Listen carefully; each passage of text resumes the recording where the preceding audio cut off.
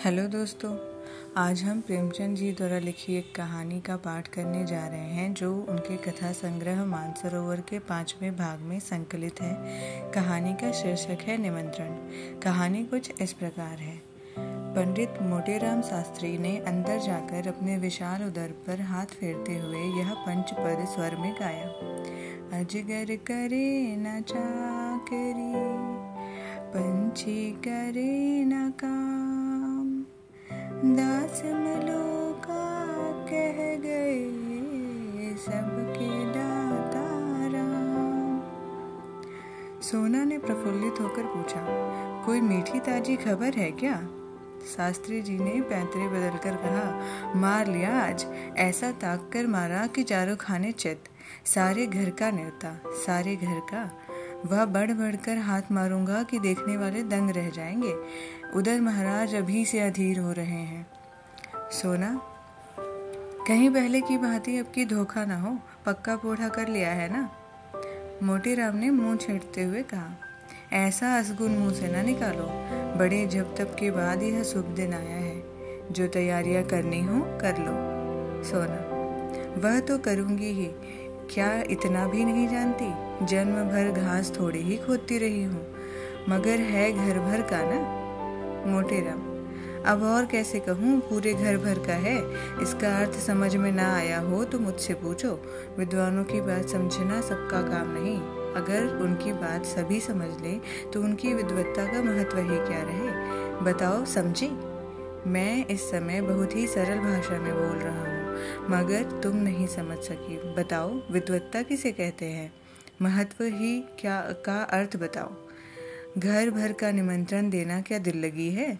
हाँ, ऐसे अवसर पर विद्वान लोग राजनीति से काम लेते हैं और उसका वही आशय निकालते हैं जो अपने अनुकूल हो। मुरादापुर की रानी साहिबा 7 ब्राह्मणों को इच्छापूर्ण भोजन कराना चाहती हैं। कौन कौन महाशय मेरे साथ जाएंगे यह निर्णय करना मेरा काम है। अलगू शास्त्री, बेनी शास्त्री, छेदीराम शास्त्री, भवानी राम शास्त्री, फेकू राम शास्त्री आदि। जब इतने आदमी अपने ही घर में हैं, तब बाहर कौन ब्राह्मणों को खोजने जाए? सोना, और 7वां कौन? मोटेराम, बुद्धि दौड़ाओ। सोना, एक पत्तल घर लेते आना। मोटेराम, फिर वही बात कही, जिसमें बदनामी हो। छी छी, पत्तल घर लाओ। उस पत्तल में वह स्वाद कहाँ जो जजमान के घर बैठकर भोजन करने में है। सुनो, 7वें महाशय हैं पंडित सोनाराम शास्त्री। सोना, चलो दिल लगी करते हो, भला मैं कैसे जाऊंगी? मोटेराम, ऐसे ही कठिन अवसरों पर तो विद्या की आवश्यकता पड़ती है। विद्वान आदमी अवसर को अपना सेवक बना देता है और मूर्ख भाग्य को रोता है। परिधान का अर्थ समझती हो? परिधान पहनावों को कहते हैं। इसी साड़ी को मेरी तरह बांध लो, मेरी मिर्जई पहन लो, ऊपर से चादर ओढ़ लो। पगड़ी मैं बांध दूंगा, फिर कौन पहचान सकता है? सोना ने हंसकर कहा, मुझे तो लाज लगेगी। मोटेराम, तुम्हें करना ही क्या है, बातें तो हम करेंगे। सोना ने मन ही मन आने वाले पदार्थों का आनंद लेकर कहा, बड़ा मजा होगा। मोटेराम, बस अब विलम्ब ना करो, तैयारी करो, चलो। सोना, कितनी पंक्ति बना लूं? मोटेराम, यह मैं नहीं जानता, बस यदि आदर्श सामने रखो कि अधिक से अधिक लाभ हो। सहसा सोना देवी को एक बात याद आ गई। बोली, अच्छा, इन बिच्छुओं का क्या करूं? मोटेराम ने त्योरी चढ़ाकर कहा, इसे उतार कर रख देना, और क्या करोगी? सोना, हाँ जी, क्यों नहीं, उतार कर रख क्यों दूंगी? मोटेराम, तो क्या तुम्हारे बिछुए पहनने ही से मैं जी रहा हूँ? जीता हूँ पौष्टिक पदार्थों के सेवन से, तुम्हारे बिछुओं के पुण्य से नहीं जीता। सोना, नहीं आई, मैं बिछुए न उतारूंगी। मोटेराम ने सोचकर कहा, अच्छा, पहने चलो, कोई हानि नहीं। गोवर्धनधारी यह बाधा भी हर लेंगे। बस पाँव में बहुत छोटे कपड़े लपेट लेना, मैं कह दूंगा इस पंडित जी को फिलपा हो गया। कैसी सूझी? पंडिताइन ने पतिदेव को प्रशंसा सूचक नेत्रों से देखकर कहा, जन्म भर पढ़ा नहीं है। संध्या समय पंडित जी ने 5 पुत्रों को बुलाया और उपदेश देने लगे। पुत्रों, कोई काम करने से पहले खूब सोच समझ लेना चाहिए। कि कैसा क्या होगा। मान लो रानी साहिबा ने तुम लोगों का पता ठिकाना पूछना आरंभ किया तो तुम लोग क्या उत्तर दोगे? यह तो महान मूर्खता होगी कि तुम सब मेरा नाम लो। सोचो कितने कलंक और लज्जा की बात होगी कि तुम जैसा विद्वान केवल भोजन के लिए इतना बड़ा कुचक्र करे। इसलिए तुम सब थोड़ी देर के लिए भूल जाओ कि मेरे पुत्र हो। कोई मेरा नाम न बतलाए। संसार में नामों की कमी नहीं, कोई अच्छा सा नाम चुनकर बता देना। पिता का नाम बदल लेने से कोई गाली नहीं लगती, यह कोई अपराध नहीं है। अलगू, आप ही बता दीजिए। मोटेराम, अच्छी बात है, बहुत अच्छी बात है। हाँ, इतने महत्व का काम मुझे स्वयं करना चाहिए। अच्छा सुनो, अलगू राम के पिता का नाम है पंडित केशव पांडे, खूब याद कर लो। बेनी राम के पिता का नाम है पंडित मंगरू ओझा, खूब याद रखना। छेदी राम के पिता हैं पंडित दमड़ी तिवारी, भूलना नहीं। भवानी, तुम गंगू पांडे बताना, खूब याद कर लो। अब रहे फेकू राम, तुम बेटा बतलाना सेतुराम पाठक। हो गया नामकरण? अच्छा, अब मैं परीक्षा लूंगा, होशियार रहना। बोलो अलगू, तुम्हारे पिता का क्या नाम है? पंडित केशव पांडे। बेनीराम, तुम बताओ। दमड़ी तिवारी। छेदीराम, यह तो मेरे पिता का नाम है। बेनीराम, मैं तो भूल गया। मोटेराम, भूल गए? पंडित के पुत्र होकर तुम एक नाम भी नहीं याद कर सकते? बड़े दुख की बात है। मुझे 5 नाम याद हैं, तुम्हें एक नाम भी याद नहीं। सुनो, तुम्हारे पिता का नाम है मंगरू ओझा। पिताजी लड़कों की परीक्षा ले ही रहे थे कि उनके परम मित्र पंडित चिंतामणि ने द्वार पर आवाज दी। पंडित मोटेराम ऐसे घबराए कि सिर पैर की सुध ही न रहे। लड़कों को भगाना ही चाहते थे कि चिंतामणि अंदर चले आए। दोनों सज्जनों में बचपन में गाढ़ी मैत्री थी। दोनों बहुधा साथ साथ भोजन करने जाया करते थे और पंडित मोटेराम अव्वल रहते तो पंडित चिंतामणि के द्वितीय पर्व में कोई बाधा न होती थी। पर आज मोटेराम शास्त्री अपने मित्र को साथ नहीं ले जाना चाहते थे। उनको साथ ले जाना अपने घर वालों में से किसी एक को छोड़ देना था और इतना महान आत्मत्याग करने के लिए वो तैयार नहीं थे। चिंतामणि ने यह समारोह देखा तो प्रसन्न होकर बोले, क्यों भाई, अकेले ही अकेले? मालूम होता है आज कहीं गहरा हाथ मारा है। मोटेराम ने मुंह लटकाकर कहा, कैसी बातें करते हो मित्र? ऐसा तो कभी नहीं हुआ कि मुझे अवसर मिला हो और तुम्हें सूचना न दी हो। कदाचित कुछ समय ही बदल गया या किसी ग्रह का फेर है, कोई झूठ को भी नहीं बुलाता। पंडित चिंतामणि ने अविश्वास के भाव से कहा, कोई न कोई बात तो मित्र अवश्य है, नहीं तो ये बालक क्यों जमा है? मोटेराम, तुम्हारी इन्हीं बातों पर मुझे क्रोध आता है। लड़कों की परीक्षा ले रहा हूँ, ब्राह्मण के लड़के हैं, 4 अक्षर पढ़े बिना इनको कौन पूछेगा? चिंतामणि को अब भी विश्वास न आया। उन्होंने सोचा, लड़कों से ही इस बात का पता लग सकता है। फेकूराम सबसे छोटा था, उससे पूछा, क्या पढ़ रहे हो बेटा, हमें भी सुनाओ। मोटेराम ने फेकूराम को बोलने का अवसर न दिया, डरे कि यह तो सारा भांडा फोड़ देगा। फिर बोले, अभी यह क्या पढ़ेगा, दिन भर खेलता रहता है। फेकूराम इतना बड़ा अपराध अपने नन्हे से सिर पर क्यों लेता? बाल सुलभ गर्व से बोला, हमको याद है, पंडित सेतुराम पाठक, यह भी याद कर ले, इस पर भी कहते हैं हरदम खेलता है। यह कहते हुए उसने रोना शुरू कर दिया। चिंतामणि ने बालक को गले लगा लिया और बोले, नहीं बेटा, तुमने पाठ याद से सुना दिया है, तुम खूब पढ़ते हो। यह सेतुराम पाठक कौन है बेटा? मोटेराम ने बिगड़ कर कहा, तुम भी लड़कों की बातों में आते हो। सुन लिया होगा किसी का नाम फेकू से, तब जाकर बाहर जा खेल। चिंतामणि अपने मित्र की घबराहट देखकर समझ गया कि कोई न कोई रहस्य अवश्य है। बहुत दिमाग पढ़ाने पर भी सेतुराम पाठक का आशय उसकी समझ में न आया। अपने परम मित्र की इस कुटिलता पर मन में दुखित होकर बोले, अच्छा, आप पाठ पढ़ाइए और परीक्षा लीजिए, मैं जाता हूँ। तुम इतने स्वार्थी हो इसका मुझे गुमान न था।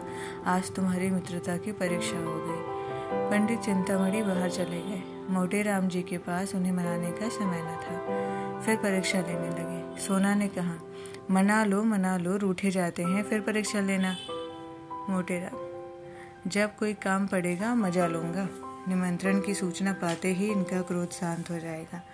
हाँ भवानी, तुम्हारे पिता का नाम है, बोलो।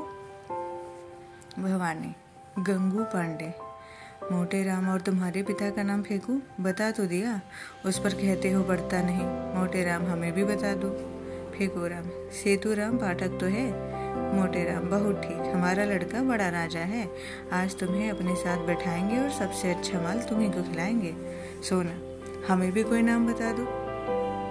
मोटे राम ने रसिकता से मुस्कुराकर कहा, तुम्हारा नाम है पंडित मोहन स्वरूप सुकुल। सोना देवी ने लजाकर सिर झुका दिया। सोना देवी तो लड़कों को कपड़े पहनाने लगी। उधर फेंकू आनंद की उमंग में घर से बाहर निकला। पंडित चिंतामणि रूठ कर तो चले गए थे, पर कुतूहल बस अभी द्वार पर दुबके खड़े थे। जिन बातों की भनक इतनी देर में पड़ी, उससे यह तो ज्ञात हो गया कि कहीं निमंत्रण है, पर कहाँ है, कौन कौन से लोग निमंत्रित हैं, यह ज्ञात न हुआ। इतने में फेंकू बाहर निकला तो उन्होंने उसे गोद में उठा लिया और बोले, कहाँ है न्योता बेटा? अपनी जान में तो उन्होंने बहुत धीरे से पूछा था, पर न जाने कैसे पंडित मोटे राम के कान में भनक पड़ गई। तुरंत बाहर निकल आए। देखा तो चिंतामणि जी फेंकू को गोद में लिए कुछ पूछ रहे हैं। लपक कर लड़के का हाथ पकड़ लिया और चाहा कि उसे अपने मित्र की गोद से छीन ले, मगर चिंतामणि जी को अभी तक अपने प्रश्न का जवाब ना मिला था। अतएव लड़के का हाथ छुटाकर उसके लिए अपने घर की ओर आगे बढ़े। मोटे राम भी यह कहते हुए उनके पीछे दौड़े, उसे क्यों लिए जाते हो, धूर्त कहीं का, दुष्ट। चिंतामणि, मैं कह देता हूँ, इसका नतीजा अच्छा ना होगा, फिर कभी किसी निमंत्रण में न ले जाऊंगा। भला चाहते हो तो उसे उतार दो। मगर चिंतामणि ने एक न सुनी, भागते ही चले गए। उनकी देह अभी संभाल के बाहर न हुई थी, दौड़ सकते थे, मगर मोटे राम को एक एक पग आगे बढ़ाना दुस्तर हो रहा था। भैंसे की भांति हांफते थे और नाना प्रकार के विशेषणों का प्रयोग करते दुल की चाल चलते जाते थे। और यद्यपि प्रतिक्षण अंतर बढ़ता जाता था और पीछा न छोड़ते थे, अच्छी घुड़दौड़ थी। नगर के दो महात्मा दौड़ते हुए जान पड़ते थे, मानो दो गैंडे चिड़ियाघर से भाग आए हों। सैकड़ों आदमी तमाशा देखने लगे। कितने ही बालक उनके पीछे तालियां बजाते हुए दौड़े। कदाचित यह दौड़ पंडित चिंतामणि के घर पर ही समाप्त होती, पर पंडित मोटे राम धोती की ढीली हो जाने के कारण उलझकर गिर पड़े। चिंतामणि ने पीछे फिरकर यह दृश्य देखा तो रुक गए और फेंकू राम से पूछा, क्यों बेटा, कहाँ न्योता है? फेंकू राम, बता दे तो हमें मिठाई दोगे ना? चिंतामणि, हाँ दूंगा, बताओ। फेंकू राम, रानी के यहाँ। चिंतामणि, कहाँ की रानी? फेंकू राम, यह मैं नहीं जानता, कोई बड़ी रानी है। नगर में कई बड़ी बड़ी रानियां थी। पंडित जी ने सोचा, सभी रानियों के द्वार पर चक्कर लगाऊंगा, जहाँ भोज होगा वहाँ कुछ भीड़ भाड़ होगी ही, पता चल जाएगा। यह निश्चय करके वे लौटे। सहानुभूति प्रकट करने में अब कोई बाधा न थी। मोटे राम जी के पास आए तो देखा कि वे पड़े कराह रहे थे, उठने का नाम नहीं लेते। घबराकर पूछा, गिर कैसे पड़े मित्र? यहाँ कहीं गड्ढा भी तो नहीं है? मोटे राम, तुम्हें क्या मतलब? तुम लड़के को ले जाओ, जो कुछ पूछना हो चाहो पूछो। चिंतामणि, मैं यह कपट व्यवहार नहीं करता, दिल लगी की थी, तुम बुरा मान गए।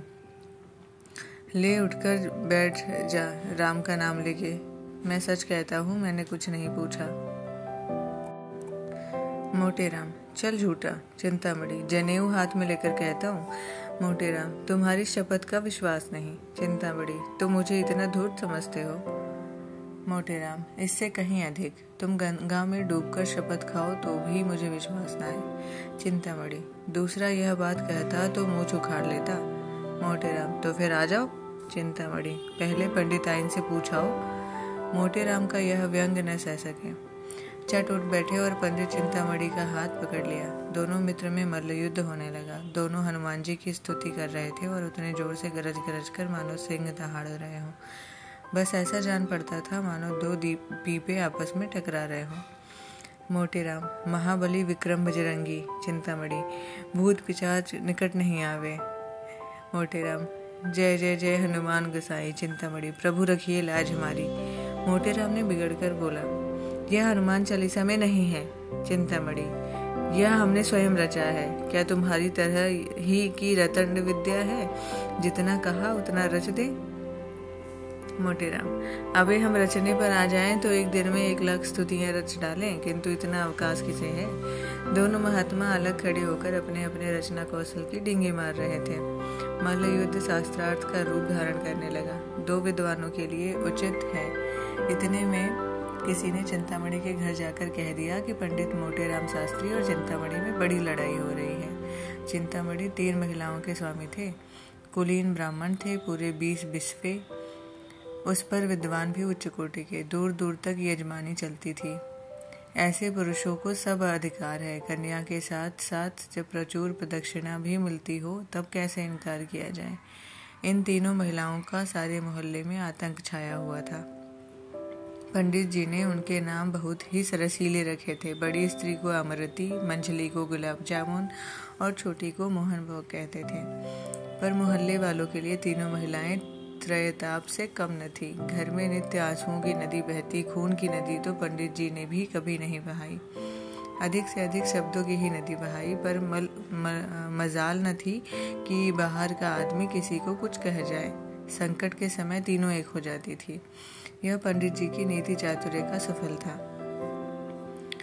जो ही खबर मिली थी कि पंडित चिंतामणि पर संकट पड़ा हुआ है, तीनों त्रिदोष की भांति कुपित होकर घर से बाहर निकली और उनमें से जो अन्य 2 जैसी मोटी नहीं थी, सबसे पहले समरभूमि में जा पहुंची। पंडित मोटेराम ने उसे आते देखा तो समझ गए कि अब कुशल नहीं है।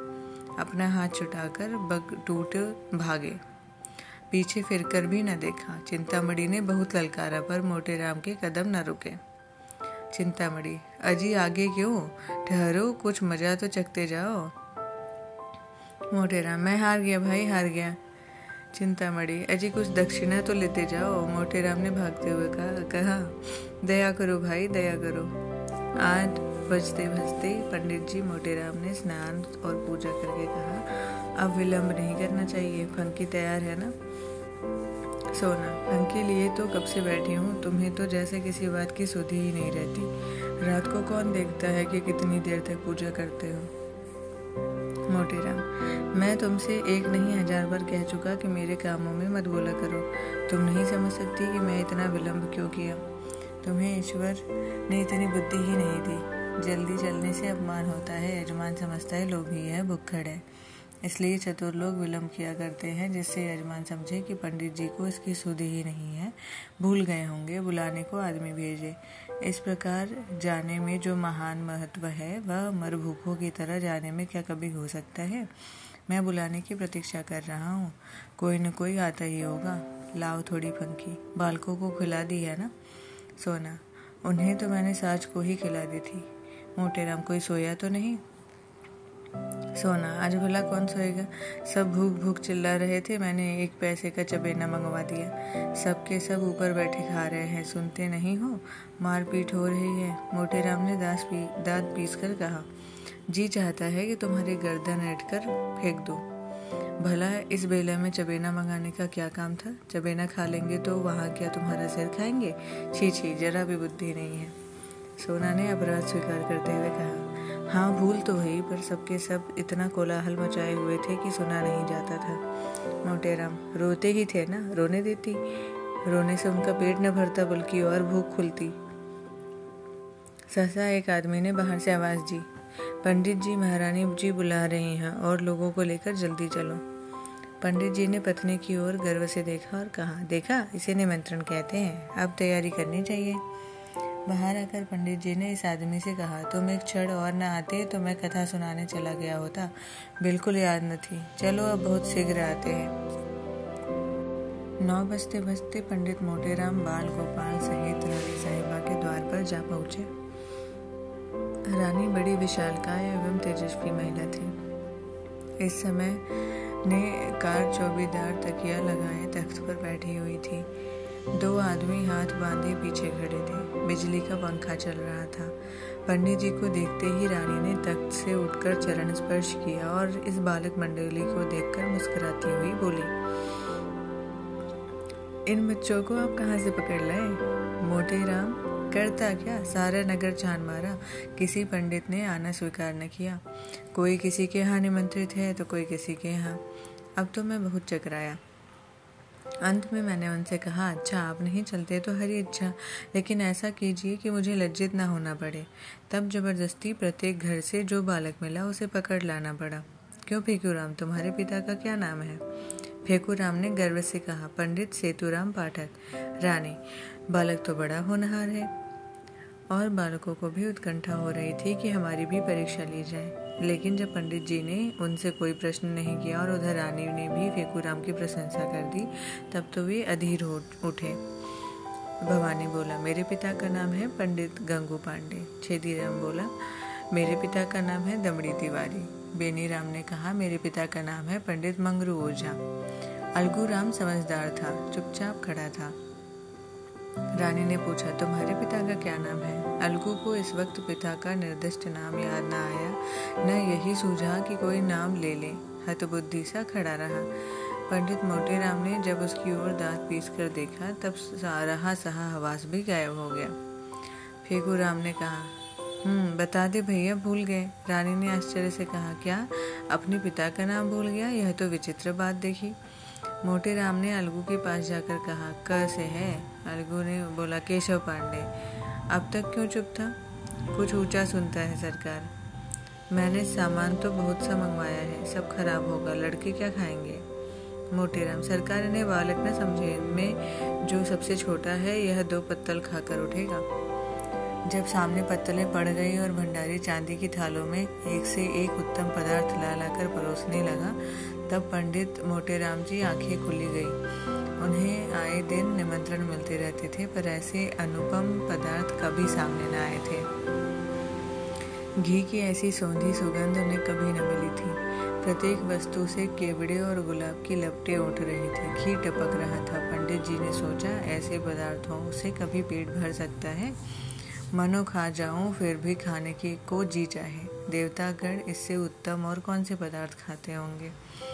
इनसे उत्तम पदार्थों की तो कल्पना भी नहीं हो सकती। पंडित जी को इस वक्त अपने परम मित्र पंडित चिंतामणि की याद आई। अगर वे होते तो रंग जम जाता, उनके बिना रंग फीका रहेगा। यहाँ दूसरा कौन है जिससे लाग डांग करूं? लड़के दो पत्तलों में चै बोल जाएंगे।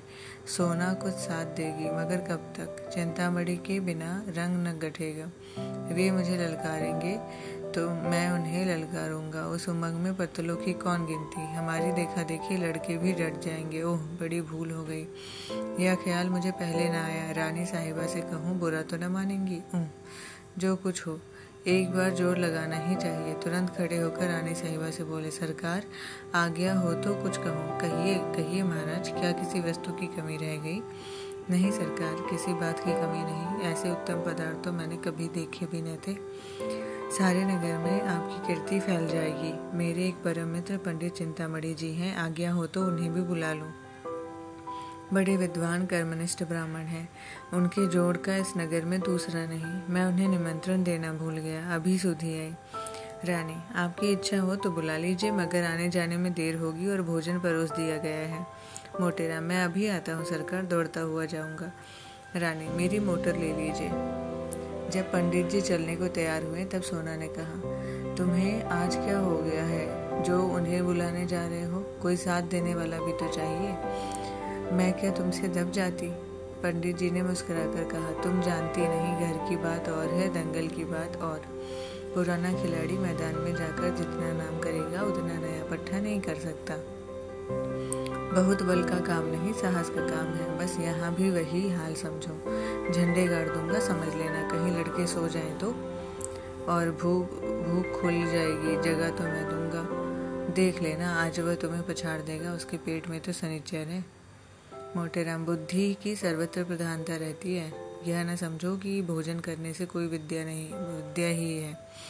इतना भी एक शास्त्र है जिसे मथुरा के शनिचरानंद महाराज ने रचा है। चतुर आदमी थोड़ी सी जगह में गृहस्थी का सब सामान रख लेता है। अनाड़ी बहुत सी जगह में भी यही सोचता है कि कौन सी वस्तु कहाँ रखूं। गंवार आदमी पहले से ही हक बकाकर खाने लगता है और चट एक लोटा पानी पीकर अफर जाता है। चतुर आदमी बड़ी सावधानी से खाता है। उसको कौर नीचे उतारने के लिए पानी की आवश्यकता नहीं पड़ती। देर तक भोजन करने रहने से वह सुपाच्य हो जाता है। चिंतामणि मेरे सामने क्या ठहरेगा? चिंतामणि अपने आंगन में उदास बैठे थे। जिस प्राणी को वह अपना परम हित ऐसी समझते थे, जिसके लिए वे अपने प्राण तक देने को तैयार थे, स्वार्थ के आगे कौन किसको पूछता है। अब अमूल्य पदार्थ की कल्पना करके चिंतामणि के मुंह से लार टपक पड़ती थी।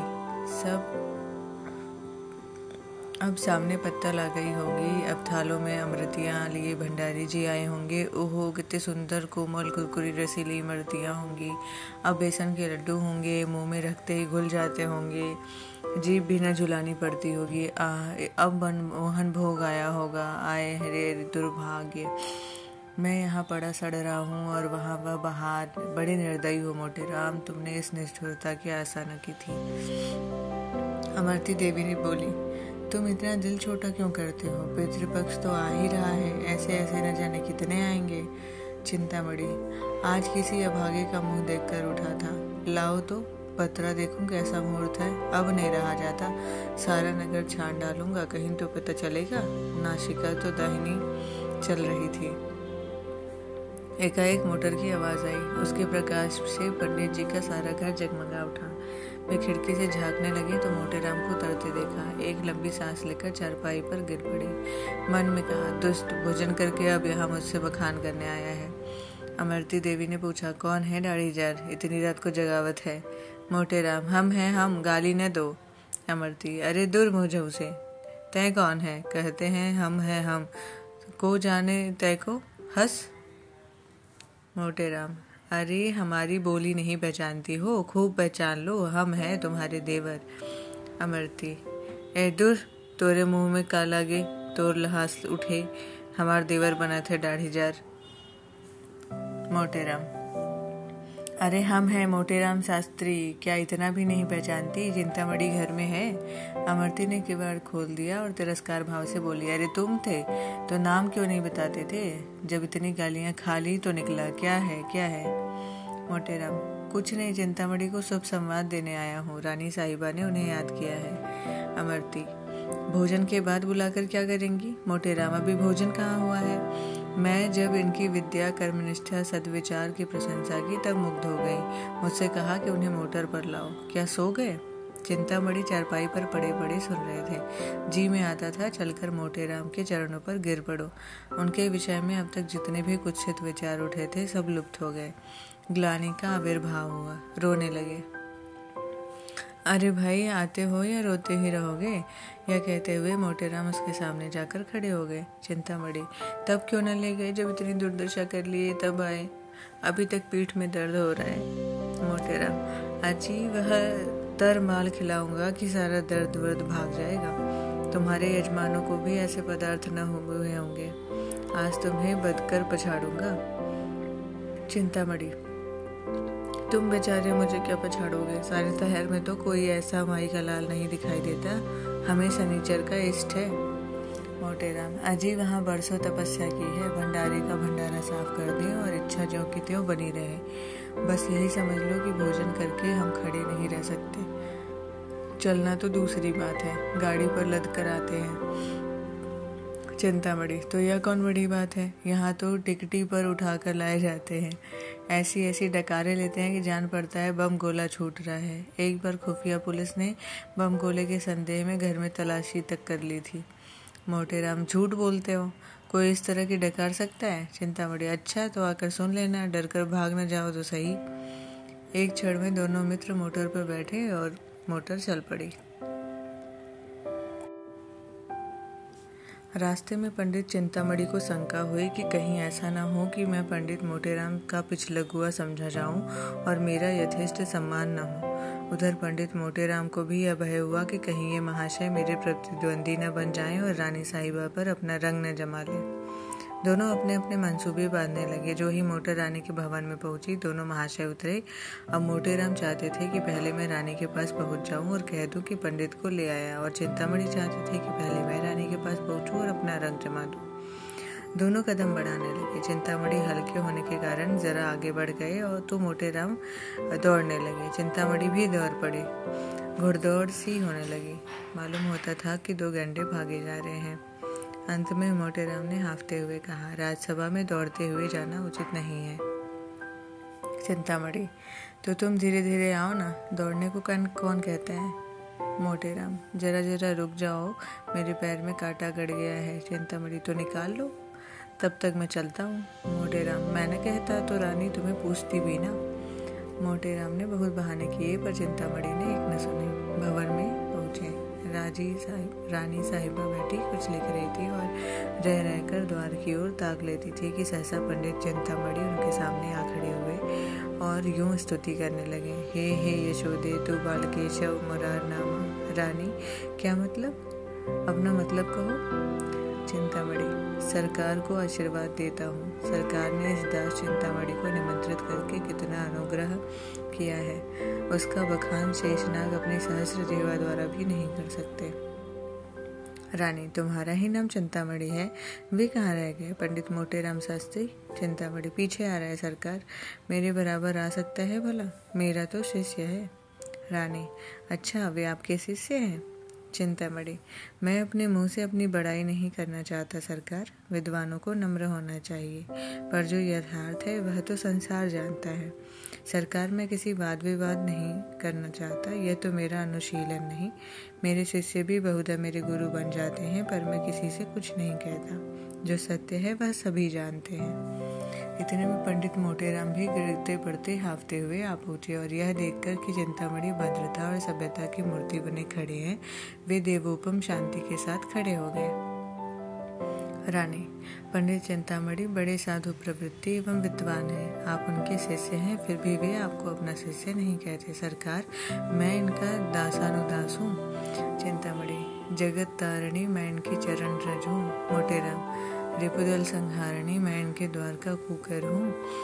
रानी, आप दोनों सज्जन पूज्य हैं, एक से बढ़कर एक, चलिए भोजन कीजिए।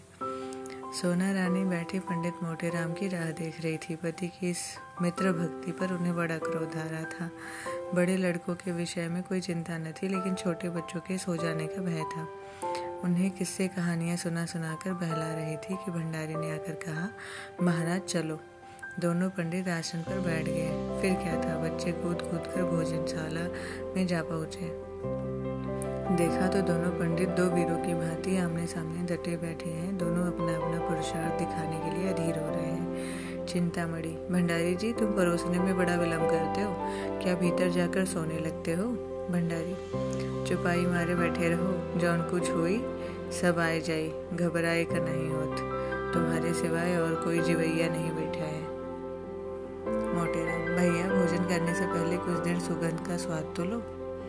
चिंतामणि, अजय सुगंध गया चूल्हे में, सुगंध देवता लोग लेते हैं, अपने लोग तो भोजन करते हैं।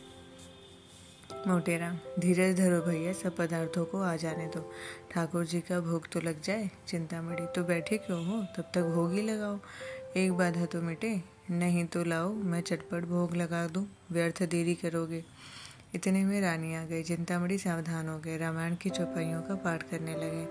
रहा एक दिन अवध धारा, समुझत मन दुख भयउ अपारा, कौशलेश दशरथ के जाए, हम पे तो वचन मानि बनाए। उलटी पलटी लंका कपि जारी, कूदी पड़ा तब सिंधु मजारी, जेहि पर जाकर सत्य सनेहु, सो तेहि मिले न कछु संदेहु, जामवंत के वचन सुहाए, सुनि हनुमान हृदय अति भाए। पंडित मोटेराम ने देखा कि चिंतामणि का रंग जमता जाता है। वे भी अपनी विद्वत्ता प्रकट करने को व्याकुल हुए। बहुत दिमाग लड़ाया, पर कोई श्लोक, कोई मंत्र, कोई कविता याद न आई। तब उन्होंने सीधे साधे राम नाम का पाठ आरंभ कर दिया। राम भज राम भज रे मन। इन्होंने इतने ऊंचे स्वर में जाप करना शुरू किया कि चिंतामणि को भी अपना स्वर ऊंचा जान पड़ा। मोटेराम और जोर से गरजने लगे। इतने भंडारी ने कहा, महाराज अब भोग लगाइए। यह सुनकर उस प्रतिस्पर्धा का अंत हुआ। भोग की तैयारी हुई, बाल वृंद सजग हो गए। किसी ने घंटा लिया, किसी ने घड़ियाल, किसी ने शंख, किसी ने करताल, और चिंतामणि ने आरती उठा ली। भोले मोटेराम मन में ऐंठ कर रह गए। रानी के समीप जाने का यह अवसर उसके हाथ से निकल गया, पर यह किसी मालूम था कि विधि बाम उधर कुछ और ही कुटिल क्रीड़ा कर रहा था। आरती समाप्त हो गई थी, भोजन शुरू होने को ही था कि एक कुत्ता न जाने किधर से आ पड़ा। पंडित चिंतामणि के हाथ से लड्डू थाल गिर पड़ा। पंडित मोटेराम अचकचाकर रह गए। सर्वनाश। चिंतामणि ने मोटेराम के इशारे में कहा, अब क्या करते हो मित्र, कोई उपाय निकालो, यहाँ तो कमर टूट गई। मोटेराम ने लंबी सांस खींचकर कहा, अब क्या हो सकता है, यह ससुर आया किधर से? रानी पास ही खड़ी थी। उन्होंने कहा, अरे कुत्ता किधर से आ गया, यह रोज बंधा रहता था, आज कैसे छूट गया? अब तो रसोई भ्रष्ट हो गई। चिंतामणि, सरकार, आचार्यों ने इस विषय में मोटेराम, कोई हर्ज नहीं है सरकार, कोई हर्ज नहीं है। सोना, भाग्य फूट गया, जोहत जोहत आधी रात बीत गई, तभी विपत्ति फाट पड़ी।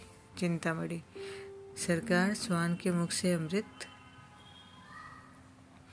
मोटेराम, तो अब आज्ञा हो तो चले।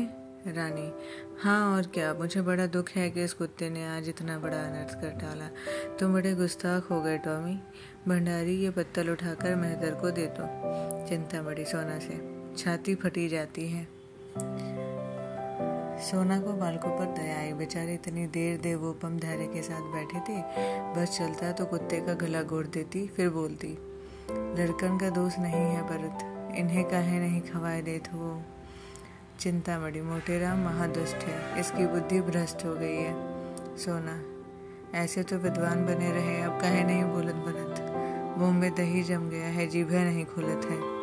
चिंतामणि, सत्य कहता हूँ, रानी को चमका दे देता, उस दुष्ट के मारे सब खेल बिगड़ गया, सारी अभिलाषाएं मन में रह गई, ऐसे पदार्थ अब कहाँ मिल सकते हैं। सोना, सारी मानुसई निकल गई, घर ही में गरजे के शेर है। रानी ने भंडारी को बुलाकर कहा, इन छोटे छोटे 3 बच्चों को खिला दो, ये बेचारे क्यों भूखों मरे, क्यों फेंको राम, मिठाई खाओगे? इसीलिए तो आए हैं। रानी, कितनी मिठाई खाओगे? बहुत सी। इतनी? रानी, अच्छी बात है, जितना खाओगे उतनी मिलेगी, पर जो बात मैं पूछूं वह बतानी पड़ेगी, बताओगे ना? फेंको राम, हाँ बताऊंगा, पूछिए। रानी, झूठ बोले तो एक मिठाई न मिलेगी, समझ गए? फेंको राम, मत दीजिएगा, मैं झूठ बोलूंगा ही नहीं।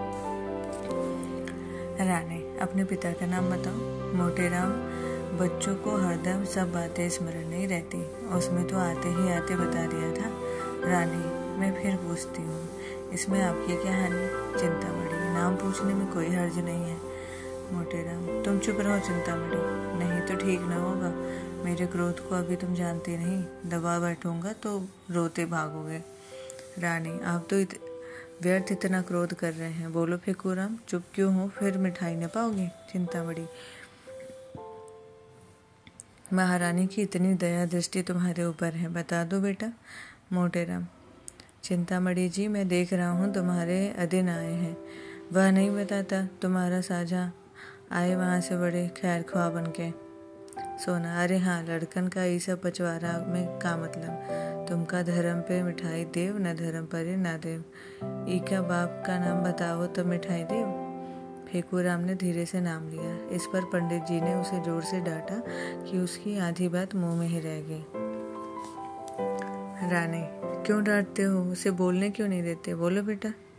मोटेराम, आप हमें अपने द्वार पर बुलाकर हमारा अपमान कर रही हैं। चिंतामणि, इसमें अपमान की तो कोई बात नहीं है भाई।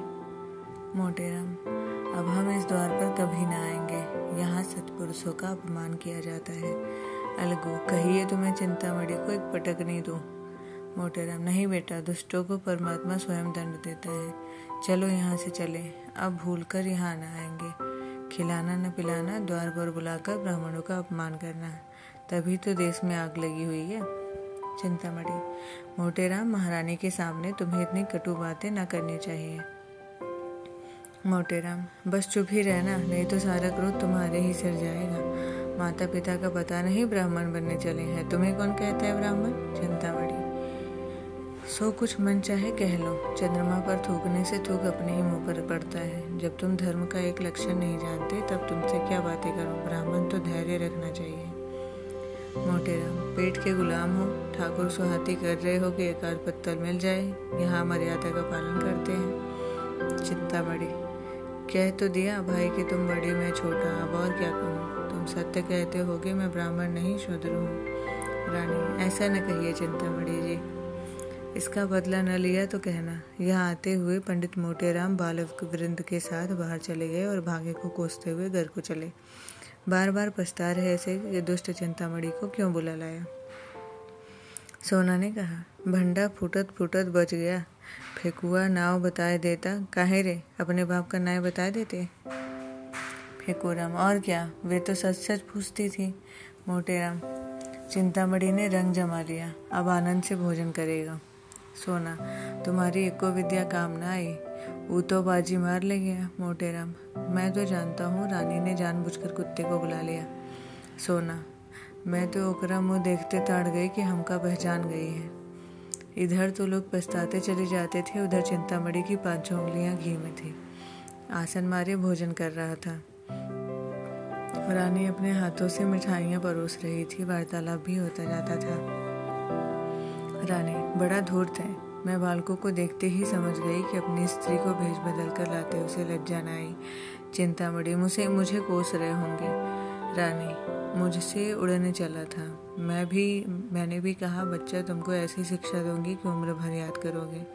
टॉमी को बुला लिया। चिंतामणि सरकार की बुद्धि धन्य है।